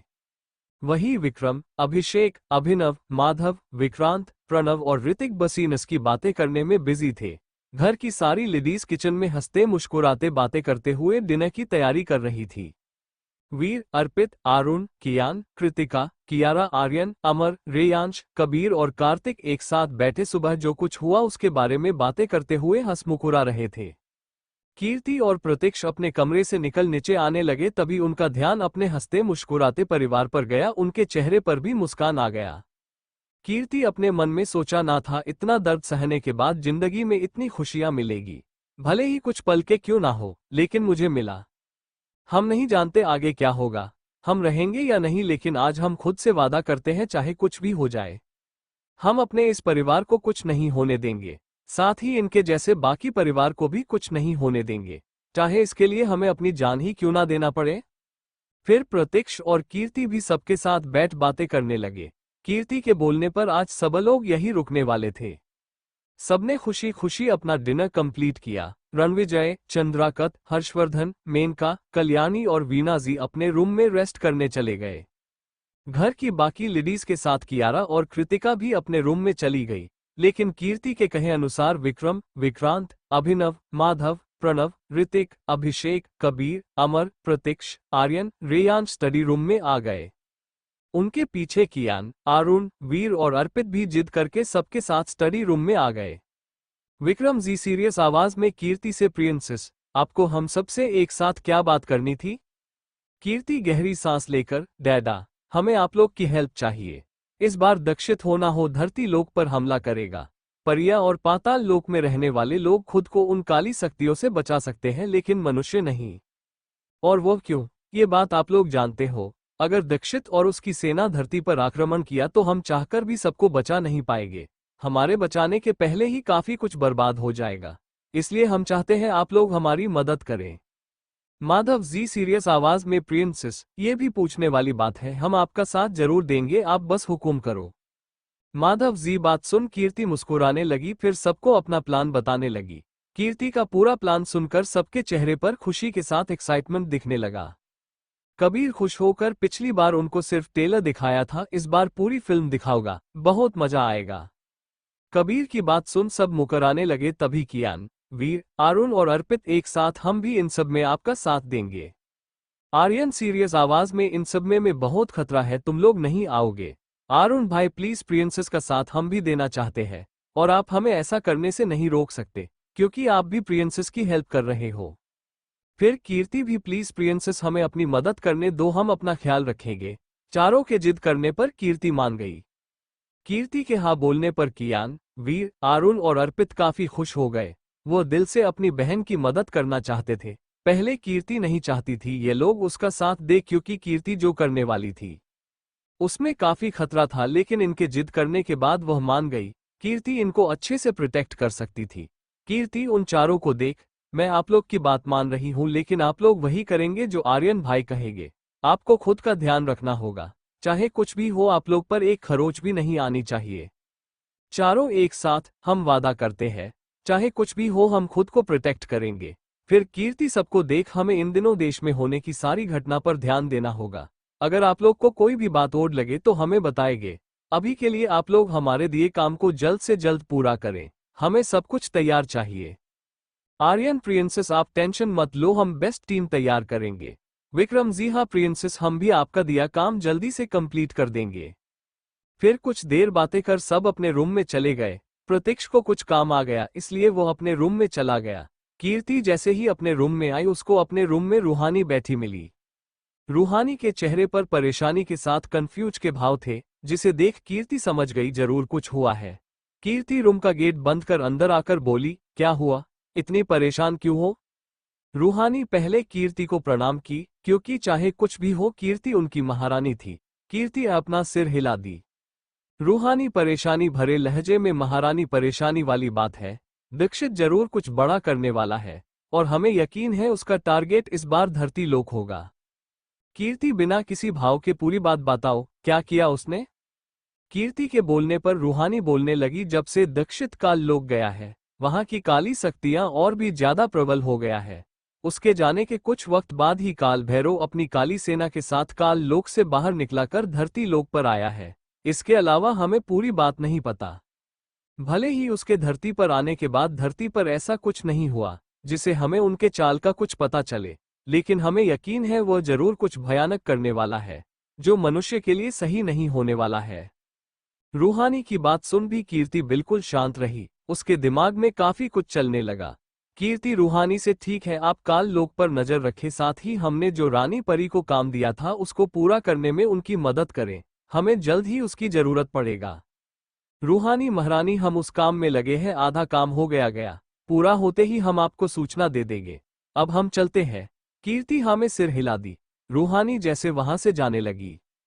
कीर्ति अपनी शांत आवाज में बोली, भले ही हम त्रिकुट की महारानी है लेकिन आपके लिए हम अभी भी आपकी दोस्त कीर्ति है, इसलिए अगली बार से आप हमें वही बोलेगी जो पहले बोलती थी और वैसे ही बात करेगी जैसे पहले करती थी। कीर्ति की बात सुन रूहानी के चेहरे पर बड़ी सी मुस्कान आ गया। वो हाँ में सिर हिला वहां से वापस परी लोक के लिए निकल गई। अगली सुबह आज सबको अपने अपने घर जाकर वापस अपने डेली रूटीन को फॉलो करना था, लेकिन कल्याणी जेड के बोलने पर सब ब्रेकफास्ट करने के लिए राठौर मेंशन रुक गए। रणविजय, हर्षवर्धन और चंद्रकांत जी सुबह का न्यूज़पेपर्स पढ़ते हुए चाय पी रहे थे। तभी वहां डेवल्स के साथ माधव और अभिनव भी आकर हॉल में बैठ गए। अभिषेक जी टीवी ऑन कर न्यूज चैनल लगा दिए, लेकिन जैसे ही उनका ध्यान न्यूज पर गया उनके चेहरे का भाव बदल गया। न्यूज में दिखा रहा था पिछले 14 घंटे में मुंबई के साथ कई बड़े शहरों लोगों अचानक गायब हो रहे हैं। पूरे देश में डर का माहौल है। अभी तक 5000 से ज्यादा लोग गायब हो चुके हैं। पुलिस को कुछ भी समझ नहीं आ रहा, कई सारे पुलिस भी गायब हो चुके हैं। गवर्नमेंट पूरे देश में रेड अलर्ट जारी कर दिया है। इस घटना के कारण इंडिया ही नहीं बाहर के कई देशों में भी खौफ का माहौल बना है। इस न्यूज को देख डेविल्स को कीर्ति की बात याद आया। अभी सब न्यूज देख रहे थे तभी वहां प्रतीक्ष, आर्यन, अमर, कबीर, रेयांश, कियान, वीर, आरुण, अर्पित, कृतिका, कियारा और कीर्ति आए। आते ही सबका ध्यान न्यूज पर गया। कृतिका न्यूज देखकर मायूस आवाज में, दिन पर दिन क्राइम बढ़ता जा रहा है, पता नहीं आगे क्या होगा, ऐसा कर कौन रहा है? कियारा, यू आर राइट, लेकिन हम कर भी क्या सकते हैं? इस न्यूज के कारण हमारा पूरा देश हाई अलर्ट पर है। जितने भी पब्लिक प्लेस हैं सबको बंद कर दिया गया है। बिना काम के कोई भी घर से बाहर नहीं निकल रहा। अर्पित खुश होकर, वाह, इसका मतलब आज हमारा कॉलेज भी बंद होगा और ऑफिस की भी छुट्टी, आज तो मजा आ गया। आरुण हाँ में सिर हिला दिया। जिसे देख कियान और वीर भी ज्यादा खुश हो गए। उन सबको कीर्ति के साथ टाइम बिताना अच्छा लगता है। कल्याणी जी, मेनका जी और वीना की पूजा कर सबको प्रसाद दी। न्यूज को देख कल्याणी जी अपनी कड़क आवाज में, आज कोई भी घर से बाहर नहीं जाएगा। प्रतीक्ष दादी, मैं ऐसे घर पर नहीं रुक सकता, आज मेरी इंपॉर्टेंट मीटिंग है। बाकी सबका भी जाना जरूरी था, इसलिए मेनका और वीणा जी सबको एक एक रक्षा सूत्र देकर, अगर घर से बाहर जाना है तो सब इसे अपने हाथों में बांधो, फिर यहां से बाहर जा सकते हो। उनकी बात मान सब अपने हाथ में रक्षा सूत्र बांध लिए। राधिका जेड के बोलने पर सब ब्रेकफास्ट करने डाइनिंग एरिया की ओर जाने लगे। कीर्ति को आज का न्यूज थोड़ा अजीब लगा, इसलिए वो सबसे साइड होकर अपने हाथ में पहने वॉच को ऑन कर टोटो को कमांड देते हुए बोली, टोटो, कल से जितनी भी लोग गायब हुए हैं उनका लिस्ट बनाओ और उनमें से जो चीज कॉमन है उसका पता करो। टोटो, ओके लिटिल मास्टर। टोटो को इंस्ट्रक्शन देकर कीर्ति वापस सबके पास डाइनिंग टेबल पर आकर बैठ गई। इस वक्त कीर्ति के चेहरे पर भले ही स्माइल था, लेकिन वो कुछ परेशान लग रही थी, जिसे विक्रम जी, आर्यन और प्रतीक्ष बाकी समझ गए, लेकिन किसी ने कुछ नहीं बोला। ब्रेकफास्ट करने के बाद सिंघानिया, रावत, रजावत, अग्निहोत्री और शेखावत फैमिली अपने अपने घर के लिए निकल गई। जाने से पहले सब कीर्ति से मिले तो कीर्ति सबको उनके काम पर ध्यान देने बोली, बाकी सब वो खुद संभाल लेगी। तो क्या करने वाला है दीक्षित? ऐसे ही 2 दिन बीत गया। इन 2 दिनों में लगभग 50,000 से ज्यादा लोग गायब हो चुके थे। कीर्ति के पता करने पर उसको सब में एक बात कॉमन लगा, जितने भी लोग गायब हुए वो सब किसी ना किसी गलत काम में इन्वॉल्व थे। कई सारे माफिया गैंग अचानक गायब हो गया। कीर्ति को इस बात का यकीन था, इन सब में जरूर दीक्षित का हाथ है, लेकिन वह क्या करना चाहता है इस बात का उसे कोई आइडिया नहीं था। 2 दिन बाद सुबह का वक्त, पूरी शेखावत फैमिली डाइनिंग टेबल पर बैठी ब्रेकफास्ट कर रही थी। ब्रेकफास्ट करने के बाद सब हॉल में आकर बैठ गए। आर्यन और विक्रम को आज ऑफिस लेट से जाना था, सभी बातें कर ही रहे थे। तभी वहां परी माँ आए। परी माँ को देख सब अपनी जगह से उठ गए। परी माँ कीर्ति को प्रणाम कर अपनी घबराहट भरी आवाज में बोली, महारानी, धरती लोक के तरफ बहुत बड़ा खतरा तेजी से बढ़ रहा है। अगर इसे रोका नहीं गया तो सब कुछ खत्म हो जाएगा। कीर्ति कंफ्यूज में, क्या हुआ, आप हमें पूरी बात बताएं। परी माँ, महारानी, हमें पाताल लोक की राजकुमारी त्रिसला का संदेश मिला है। दीक्षित किसी भी वक्त अपनी काली सेना के साथ धरती लोक पर आक्रमण कर सकता है। इस बार दीक्षित ने इंसानों को मारने के लिए इंसानी हथियार बनाया है। परी माँ की बात सुन विक्रम जी कंफ्यूजन में, परी माँ, हमें आपकी बात समझ नहीं आया, आपके कहने का मतलब क्या है? यह इंसानी हथियार क्या है? परी माँ, इन दोनों जो भी लोग धरती से गायब हुए हैं उसमें दीक्षित का हाथ है। वो इंसानी आत्मा को खुद के अंदर समाहित कर उनके अंदर काली शक्तियां डाल दिया है। हमें ये तो नहीं पता वो उनके आत्मा का क्या करने वाला है, लेकिन जो भी होगा बहुत इंसानों के लिए अच्छा नहीं होगा। अब वो लोग इंसानी दानव बन चुके हैं। परी लोक का नियम है, कोई भी परी इंसानों को नहीं मार सकता, इसलिए हमारी सेना उन्हें चाहकर भी नहीं मार सकती, क्योंकि ना वो पूरी तरह से जिंदा है और ना ही मारे हैं। पाताल की सेना चाहकर भी हमारी मदद नहीं कर सकती, क्योंकि उनका धरती पर आना वर्जित है। तो अब हम क्या करेंगे? वो किसी भी वक्त धरती लोक पर हमला कर सकता है। परी माँ की पूरी बात सुन सबके चेहरे पर परेशानी के भाव आ गया, वही कीर्ति के चेहरे पर डेविल स्माइल आ गया, जिसे देख किसी को कुछ समझ नहीं आया। तभी अचानक आर्यन और विक्रम को कीर्ति के 2 दिन पहले दिए काम की याद आया, जिसे याद कर उनके चेहरे पर भी डेविल स्माइल आ गया। कीर्ति, परी माँ से, आप इन सब की चिंता ना करें, हम सब कुछ संभाल लेंगे। आप दीक्षा और रावी को बोले वो अपनी सेना लेकर मायावी जंगल के बाहर पहुंचे। साथ ही रूहानी को बोले हमने जो कुछ उन्हें बनाने को दिया था वो उसी जगह लेकर पहुंचे। परी माँ को समझ नहीं आया कीर्ति क्या करने वाली है, लेकिन उस पर उन्हें पूरा विश्वास था, इसलिए बिना सवाल किए वो उसके दिए काम को करने निकल गई। उनके जाने के बाद आर्यन कीर्ति से, प्रिंसेस, क्या तुमने हमें इसलिए टीम रेडी करने को बोला था? दरअसल 2 दिन पहले कीर्ति विक्रम के डेविल आर्मी और प्रतीक्ष के ब्लैक आर्मी के बेस्ट कमांडो की टीम रेडी करने को बोली थी। उनके टीम को पहले ही बता दिया गया था उनकी लड़ाई कोई नॉर्मल गैंग नहीं, बिल्कुल कुछ सुपरनैचुरल पावर से होगा। इसमें उनकी जान भी जा सकती है। कीर्ति नहीं चाहती थी उसके कारण किसी की जान जाए, इसलिए वो सबको पहले ही कंडीशन बता दी। विक्रम और प्रतीक्ष के टीम बहुत ज्यादा लॉयल थे, इसलिए उनके एक बार बोलने पर भी वो सब मान गए। कीर्ति मुस्कुराते हुए, हमें लगा था वो ऐसा जरूर करेगा, इसलिए हमने आपको टीम रेडी करने को बोला था। अब वो समय आ गया। विक्रम जी, प्रिंसेस, आप जब बोलोगी माहिर और रॉबर्ट टीम को लेकर उस जगह पर पहुंच जाएंगे। आर्यन प्रिंसेस हमारी टीम भी रेडी है। कीर्ति समय आ गया है, सबको मेरे बताई जगह पर पहुंचने का बोलिए, हमें अभी निकलना होगा। कीर्ति के बोलते ही सब जाने को रेडी होने लगे। आर्यन और प्रतीक्ष बाकी सबको इन्फॉर्म कर दिए। कुछ देर बाद पूरी राठौर, सिंघानिया, रावत, अग्निहोत्री और शेखावत फैमिली रजावत मेंशन पहुंच गए। पूरे परिवार को सच पता चल चुका था। राधिका जी और आशा जी जाने से पहले सबको टिका लगाए। उनको अपने बच्चों और पति की चिंता हो रहा था, लेकिन वह ये भी जानती थी उनका जाना जरूरी है। राधिका जी अपने आंखों में नमी लिए, चाहे कुछ भी हो हमें हमारी बेटी सही सलामत चाहिए। राधिका जेड के बोलने पर कीर्ति के आंखों में भी हल्की नमी आ गया। कीर्ति से कुछ बोला नहीं गया। विक्रम जी, राधिका जी, हम आपकी बेटी को सही सलामत वापस लाएंगे, ये हमारा वादा है। विक्रम जी बात सुन सब मुकुराने लगे। कीर्ति और बाकी सब पूरे परिवार से मिल शेखावत मेंशन से निकलने लगे। तभी वहां आकाश, रुद्र, राज और अंशी पहुंचे। राज हमेशा से रुद्र के साथ रहा था, इसलिए आज भी वो उसके साथ आ गया। उन लोगों को देख सब लोग हैरान रह गए। अभिषेक जी, आकाश से आप लोग यहाँ कैसे? आप लोग तो अपनी फैमिली के पास जाने वाले थे ना? आकाश मुस्कुराते हुए, अपनी फैमिली के पास ही तो आए हैं। अब इतने बड़े खतरे में हम आप लोग को कैसे अकेले छोड़ सकते हैं? और ऐसे भी मुझे कुछ लोगों से अपना हिसाब पूरा करना है। सबको आकाश की बात समझ आ गया। अंशी और रुद्र से उनके साथ जाना चाहते हैं, इसलिए सबसे मिलकर कुछ देर बाद वहां से निकल गए। दूसरी तरफ काल लोक में दक्षित अपनी काली सेना के सामने खड़ा सबको बिना किसी भाव को देख रहा था। तभी भैरव उसके पास आकर, महामहिम सब कुछ तैयार है, अब हमें निकलना चाहिए। दक्षित हंसते हुए, यामिनी तुम मुझे नहीं रोक पाओगी। इस बार तुम और तुम्हारी ये दुनिया सब कुछ मेरा होगा। मैं इस संसार पर राज करूंगा। फिर दक्षित अपनी सेना के साथ काल लोक से निकल गए। काल माया, दैत्य गुरु, विराज और भैरव भी दक्षित के साथ निकल गए।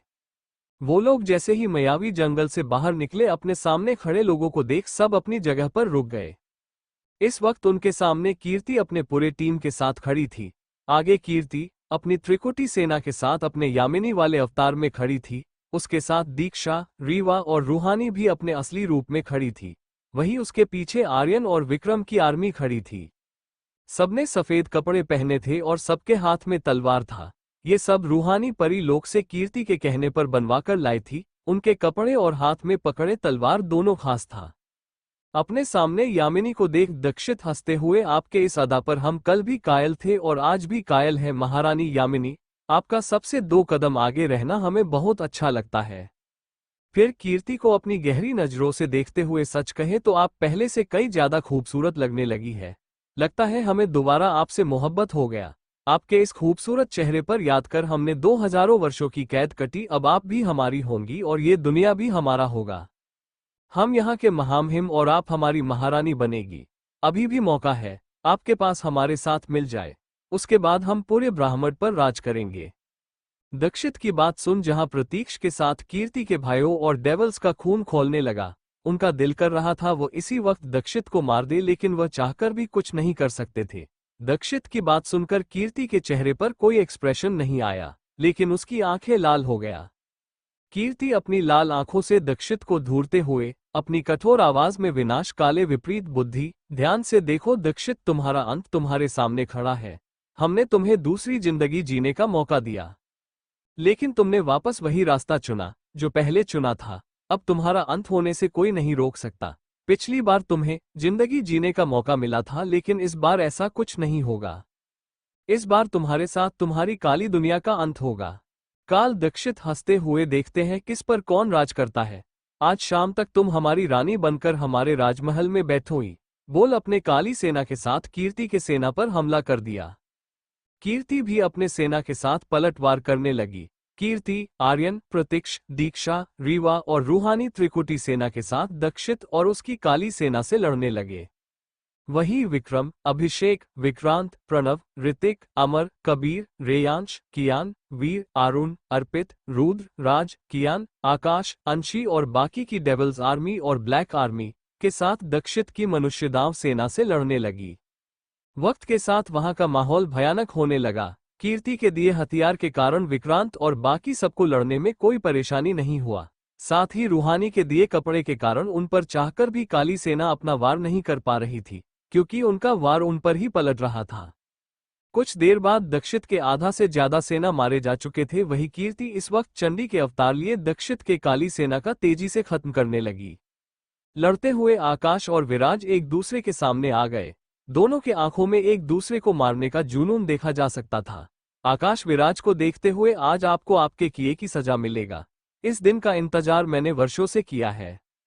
फिर ज्यादा देर ना करते हुए विराज को आकाश मारने लगा। कुछ देर बाद विराज का सिर उसके धड़ से अलग होकर जमीन पर गिर गया। भले ही विराज के पास बहुत शक्तियां थी, लेकिन आकाश से कम आकाश के पास दानवीय के साथ जिनी शक्तियां थी।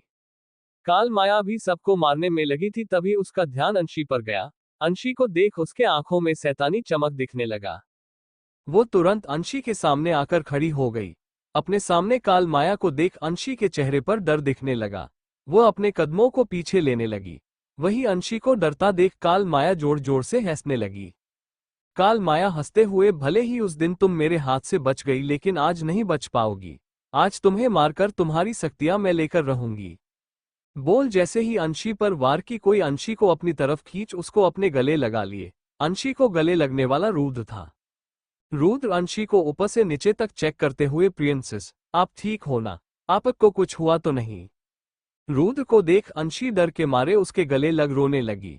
रुद्र उसको शांत कराने लगा। तभी काल माया रुद्र को देख गुस्से में बोली, पिछली बार तुम्हें छोड़ दिया था, लेकिन इस बार तुम्हारी बहन के साथ तुम्हें भी मार दूंगी। इतना बोल जैसे ही रुद्र पर हमला की, रुद्र अंशी को अपने साथ खड़े राज के तरफ धक्का देकर उससे लड़ने लगा। रुद्र के आंखों में खून उतर आया। उसको अपने आंखों के सामने मरिया का बेजान शरीर दिखाई देने लगा। रुद्र की शक्तियां भी जाग चुका था। इसी के साथ उसको उसकी यादें मिल गया था। रुद्र के पास भले ही शक्तियां था, लेकिन काल माया के समाने वह कुछ नहीं था। काल माया उसको काफी घायल कर दी। वही अपने भाई की ऐसी हालत देख अंशी की आंखों में खून उतारने लगा। काल माया रुद्र को मरती उससे पहले अंशी रुद्र को बचा उससे लड़ने लगी। काल माया के साथ काली शक्तियां था, वही अंशी के साथ दैविक शक्तियां। दोनों के बीच बराबर की लड़ाई हुआ। अंत में काल माया की मौत अंशी के हाथों से हुआ। काल माया को मार अंशी रुद्र के गले लग रोने वाली वही राज भी उनके गले लग गया।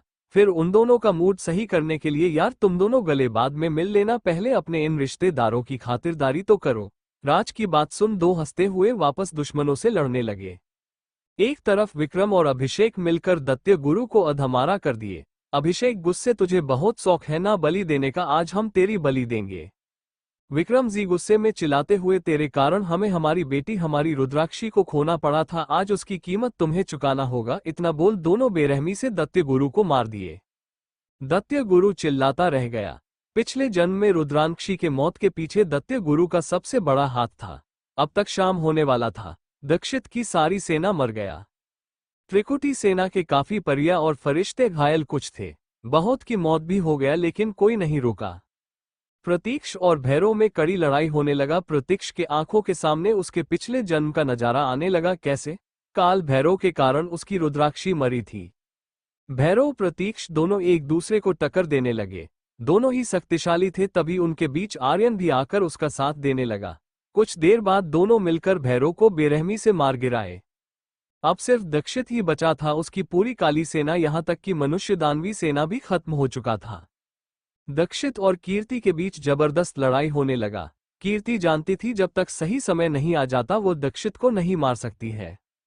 दक्षित को उसी वक्त मारा जा सकता है जब सूर्य और चांद दोनों एक साथ आसमान में हो, जहां धरती, पाताल और आकाश का मिलन हो। जगह बिल्कुल सही था। अब कीर्ति को समय का इंतजार था। दक्षित काफी घायल हो चुका था। सबका ध्यान कीर्ति और दक्षित पर था। पता नहीं क्यों, लेकिन आज प्रतीक्ष को वैसा ही लग रहा था जैसे उसको यामिनी और रुद्रांक्षी के मौत के वक्त लगा था। विक्रम और आर्यन को भी काफी बेचैनी होने लगा। कुछ देर बाद सही समय आ गया और कीर्ति अपने तलवार में सूर्य, चांद, आकाश, पाताल और धरती की शक्तियां समेत दक्षित के पेट में वार दी। कीर्ति के वार करते ही दक्षित का जोर डर चीख वहां गुज गया। वो समझ गया अब उसका अंत निश्चित है। मारते वक्त उसके चेहरे पर खतरनाक मुस्कान आ गया। दक्षित हंसते हुए, आज मैं अकेला नहीं, मेरे साथ तुम भी मरोगी। मैं तुम्हारे साथ जी नहीं सकता, लेकिन मर सकता हूं। दक्षित की बात किसी को समझ आता उससे पहले दक्षित अपने कपड़े से एक खंजर निकाल कीर्ति के पेट में मार दिया। कीर्ति की जोरदार चीख वहां गूंज गया। दक्षित और कीर्ति दोनों जमीन पर गिरे। कीर्ति के गिरते ही सब कीर्ति की ओर भागे। प्रतीक्ष जल्दी से कीर्ति के सिर को अपने गोद में रख उसको उठाना लगा। कीर्ति के आंखों के सामने अंधेरा छाने लगा, उसकी आंखें बंद होने लगा। कीर्ति की ऐसी हालत देख प्रतीक्ष के आंखों से आंसू निकलने लगा। कीर्ति की ऐसी हालत देख दक्षित हंसते हुए, चाहे कुछ भी कर लो, तुम लोग इसे नहीं बचा सकते। आर्यन गुस्से में दक्षित की मारते हुए, कमीने तुमने क्या किया मेरी बहन के साथ? वह इतनी कमजोर नहीं कि वो तेरे एक वार से मर जाए।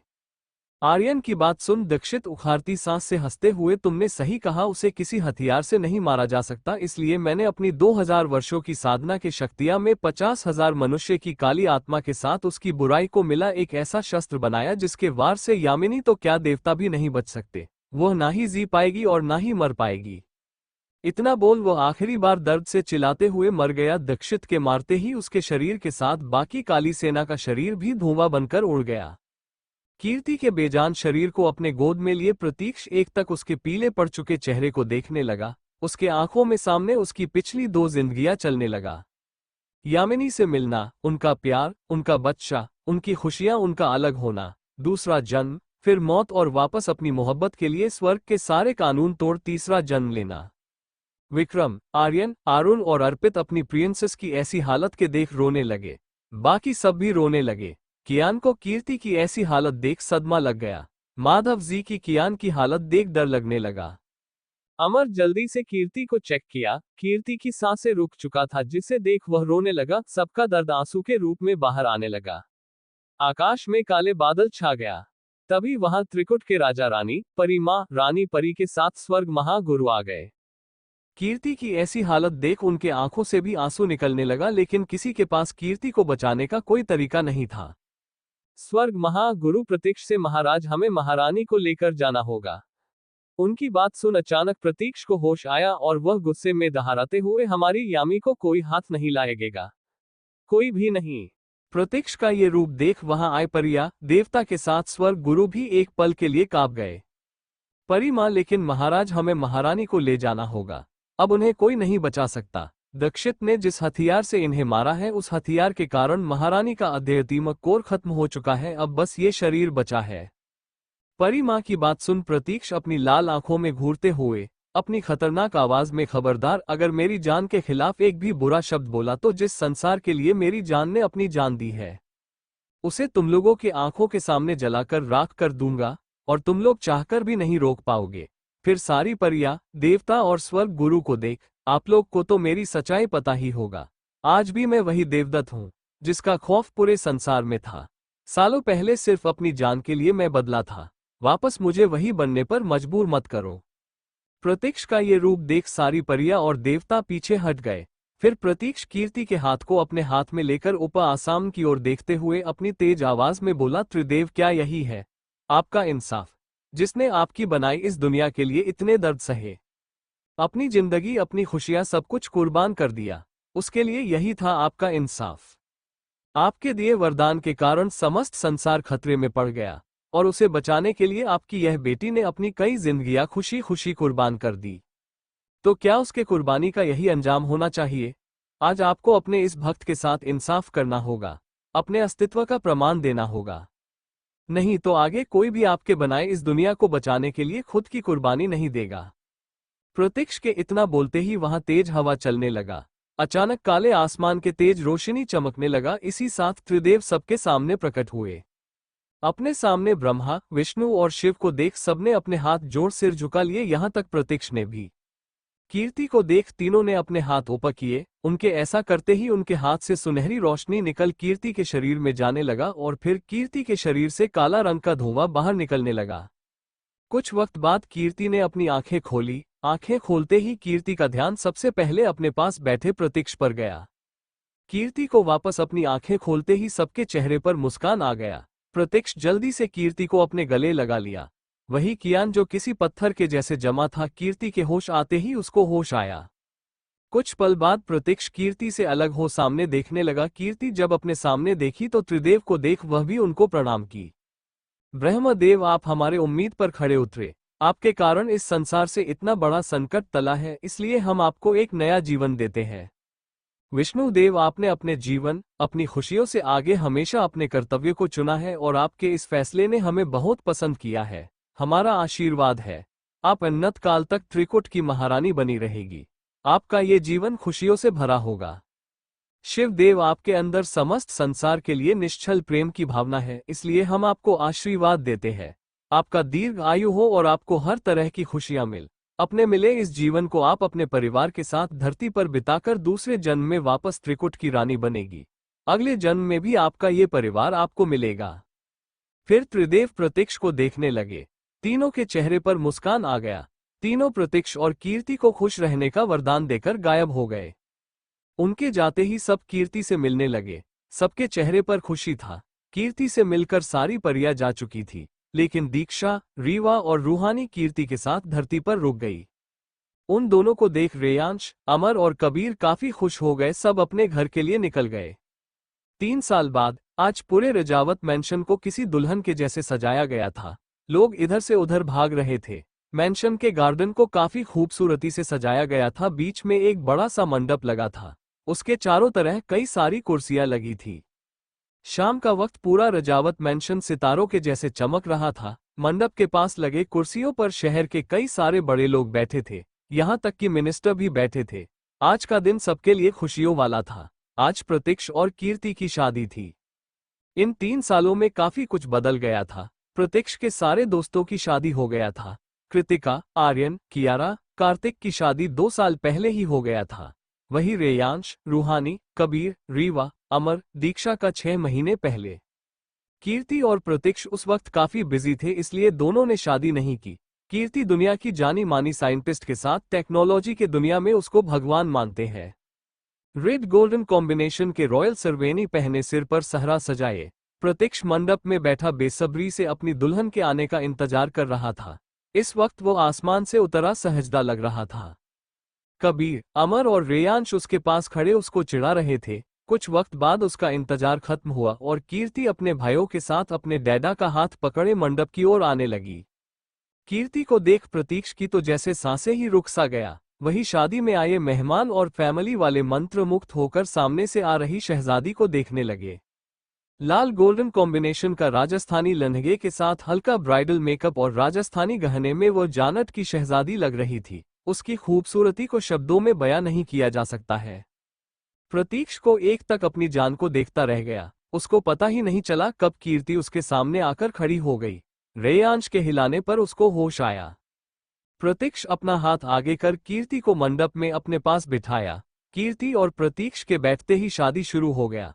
अपनी प्रिंसेस को शादी के जोड़े में देख विक्रम जी और आर्यन दोनों के आंखों में हल्की नमी आ गया। आर्यन के लिए कीर्ति बहन कम बेटी ज्यादा थी। सारी रस्मों के साथ दोनों की शादी संपूर्ण हुआ। शादी खत्म होने के बाद कीर्ति की विदाई हुआ। भले ही राठौर मैंशन रजावत मैंशन के सामने था, लेकिन विदाई के वक्त आंखों में आंसू आ ही जाता है। कुछ देर बाद कीर्ति का राठौर मैंशन में धूमधाम से स्वागत हुआ। कुछ रस्मों के साथ अंशी और कृतिका कीर्ति को प्रतीक्ष के रूम में छोड़कर चली गई। रूम को फर्स्ट नाइट के लिए काफी खूबसूरती से सजाया गया था। सजावट देख कीर्ति के दिल की धड़कन तेज हो गया। वो बालकनी में खड़ी होकर चांद को देखने लगी। तभी कीर्ति को अपने खुले कमर पर प्रतीक्ष के हाथ महसूस हुआ। प्रतीक्ष कीर्ति के गर्दन में हल्के हल्के किस करते हुए, यहाँ खड़ी क्या सोच रही हो जान? कीर्ति चांद को देखते हुए, अंशु, इतने सालों के बाद आज आखिरकार हमारी मोहब्बत मुकम्मल हो गया। कभी सोचा ना था जिंदगी में इतनी खुशियां मिलेगा। ऐसा लग रहा है जैसे सब सपना है। कीर्ति की बात सुन प्रतीक्ष उसको अपने तरफ देख उसके सिर पर प्यार से किस कर, सपना नहीं सच है ये, हमें हमारी खुशियां मिल गया। फिर कीर्ति के लिप पर हल्के से बीते कर, अगर फिर भी यकीन ना आए तो आज की रात के बाद यकीन आ जाएगा। इतना बोल कीर्ति को उठा रूम में लाकर बेड पर लेटा दिया। कीर्ति शर्मा कर अपना चेहरा दूसरी तरफ कर ली। प्रतीक्ष किस करते हुए उसके गहने को निकलते हुए, आज के रात का इंतजार मुझे कब से था, आज की रात हमारा है। फिर कीर्ति के आंखों के देखते हुए, जान, आज मैं तुम्हें टूटकर प्यार करना चाहता हूँ, क्या तुम मेरा साथ दोगी? प्रतीक्ष की बात सुन कीर्ति मुकुरते हुए उसके ओठों पर ओठ रख किस करने लगी। कुछ ही देर में दोनों अपनी प्यार की दुनिया में खो गए। उसके प्यार का साक्षी यह चांद। दोस्तों, हमारी कहानी रीबर्थ ऑफ मैजिकल गर्ल का ये सीजन है यहाँ हैप्पी एंडिंग हो गया। दोस्तों मुझे ये कहानी यही खत्म करना पड़ रहा है।